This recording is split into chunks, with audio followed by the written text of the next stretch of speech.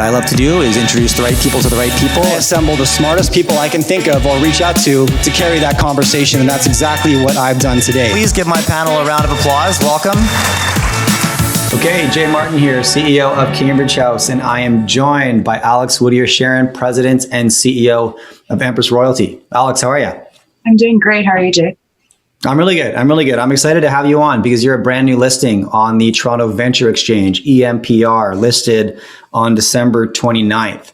So I'm keen to dive into the story, understand it better, introduce it to my audience, and get everybody up to speed on what you're up to. So I'm glad to have you on. And, you know, we're a royalty company. Let's just start at a super high level, only because, you know, I had a conversation with Randy Smallwood yesterday about investors sometimes just confusing, if they're new to the resource sector, confusing royalty models and streaming models and maybe using those two words interchangeably. Would you mind just providing some definition to that? What's the difference for anybody who's new to the space? Absolutely. So with a royalty, a company like Empress, we would invest into a mining company partner. And for that investment, we would get a percentage of revenue going forward. Whereas a stream, we invest as well into the company, and then we get a percentage of either gold or silver at a discounted price. So similar, but slightly different. It really depends on the jurisdiction of the company, whether you structure a stream or a royalty for them. And there's also some advantages to doing streams and something where companies like a base metals company and gold and silver is a byproduct. So we're able to put a stream onto that byproduct. Got it. Okay. So at a high level, let's just introduce the story for anybody who's looking at Empress. What are they buying when they purchase a share of Empress Royalty? We are a precious metal royalty streaming company, and we've currently got 14 royalties in our portfolio. We've got a pipeline with potential of $50 million. So you're really investing in a team. We're strategically partnering with a few groups, which I can get into more detail, but you're really partnering up with a team where we're looking to create royalty and streams for mining partner companies and getting exposure to gold and silver. Okay. So right now, more and more frequently, I'm hearing investors get a bit cagey about jurisdiction. I think rightly so. How much do you factor jurisdiction into your prospects right now when you're looking at your $50 million pipeline? Yeah, we're looking globally for our investments. So we're looking in Africa, we're looking in North America, South America, Asia. What's currently in the pipeline is a little bit more Latin American focused because we're seeing a lot of opportunities with high grade assets there. They just need a little bit of additional capital to get into production or to expand on their projects. Right. With our partners being Endeavour Financial out of London, they've had extensive experience in Africa and North and South America. With our relationship with Ascendo Banco, we're able to get access to Mexican opportunities, and they really know what's happening on the ground. So we're able to use the relationships that we have to understand the experience we've had in these countries to work in mining-friendly jurisdictions.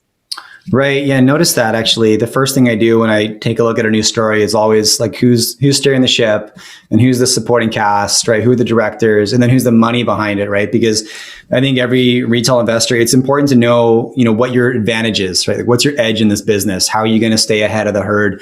And I'm super fortunate because I get to have conversations like this for a living that I get to know the people, right? And I lean on that really aggressively. And it may not be the best strategy, but it's mine, it serves me well, very well, actually. So, and when I had a peek, you've got a lot of participation from, you mentioned Endeavour Financial, in addition to Terra Capital, two very respected names in the business who've been around the block, So talk to me about that advantage and how that partnership came together. Yeah, absolutely. So Endeavour Financial, I'm ex-Endeavour Financial. We work closely with David Rhodes, who's the managing director of Endeavour Financial Group. He's our executive chairman, head of our investment committee. We're able to access their investment bankers, their cash flow modelers, their geologists, their mining engineers for the experience in identifying as well as negotiating and structuring these deals. And that has a really good global reach. We also have Terra Capital. Jeremy Bond started that in 2010. So that gives us access to Australian deal flow as well as Australian listed companies with international projects. And then, a good example of how we can work closely in one country is our relationship with Ascendo Banco. With our partners, we're able to access deal flow, but, there are also shareholders in the company and they own roughly 55% with management board of the company. So very much in line with the goals of the shareholder to see, good returns from this company. Okay. I may pull on that a little bit or it leads into my next question. Royalty companies have done really well in the last 12 months, right? And we've had a handful on the show here. Our audience definitely seems to enjoy them, and I understand why. You're a new listing, new royalty play, metals prices are increasing.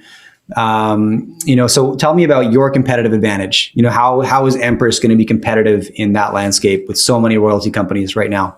Yeah, you've got, roughly 20 mining royalty companies that exist right now. You've got the big boys, Wheaton, Franco-Nevada, the mid-tier guys, Sandstorm, Metalla, Maverick. Right. And then you've got the smaller players. And, there's certain strategies where they're more focused on the royalty generation. There's other ones that are more focused on third-party royalty acquisitions. We're not a royalty trading company. We are very much focused on the creation and working with mining partners to find the financing solutions, again, to get them into production or to expand on their projects. Right. So it's kind of that investment bank mining company model, right? Exactly. Providing that growth capital, pushing the projects forward. Okay. Yeah. Okay. Got it. Now I want you to touch on the pipeline. You said $50 million in project pipeline, right? And so we're focused on Latin America. Any specific countries or projects that you're looking at right now? Yeah, we've got, since they're $50 million at the total value size of what we're examining at the moment, we've got term sheets out on quite a lot of deals at the moment. They're ranging in investment size anywhere from $1 million up to $10 million. They're all silver. Okay, that's the sweet spot? Yeah, that's the kind of sweet spot for us for sure, is that sort of 1 to 10, 2 to 5 range. Okay. The projects we're looking at are all either in production or very near-term production within the next 6 to 12 months. So that will bring the revenue into our company to be able to pay dividends to our shareholders. And it's purely gold and silver focused. Those are the two commodities that we really are focused on. And why is that? Why not look? I understand the core focus, how important it is to be focused. But why gold and silver? Why not look at copper or any expanded base metals? I think it's just the multiples that you get on it. When you're looking at pure gold and silver, we just see such an uprise in potential and what that can become. And we want to stay true to the core of who we are, and that is focused on gold and silver opportunities. Okay.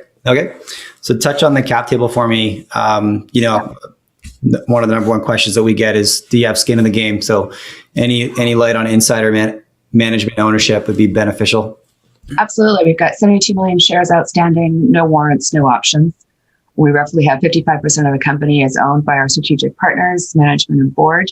So we're all heavily big shareholders in this. And then we have 20% of our investors are institutional investors that came in our last financing. Okay, got it. So if we're looking for trigger points, near term, we're looking at 1 to 2 years. What can we expect from the news flow, Alex? So we're going to continue to build on our portfolio. As we demonstrated, we closed the Candelaria Pinos project in November, and we're going to continue to do that, is to find and identify these investments that are cash flow producing, and just keep building on our portfolio, keeping it nice and diverse with the global reach, and then being able to pay dividends, establish a dividend policy, and pay dividends to our shareholders. Okay, excellent. All right, look, it's been great having you on and getting to know the Empress story a little bit. Popped on my radar, I think, from a mutual friend who said, take a look at this. And it's always nice to find something first, right? December 29th, you guys just listed. And I think you're probably just about to get the market's attention. So I'm glad to have you on our show first. Introduce you to our audience. And I'd love to do it again sometime. Absolutely. I'd love to update you. We've got some more deals coming through.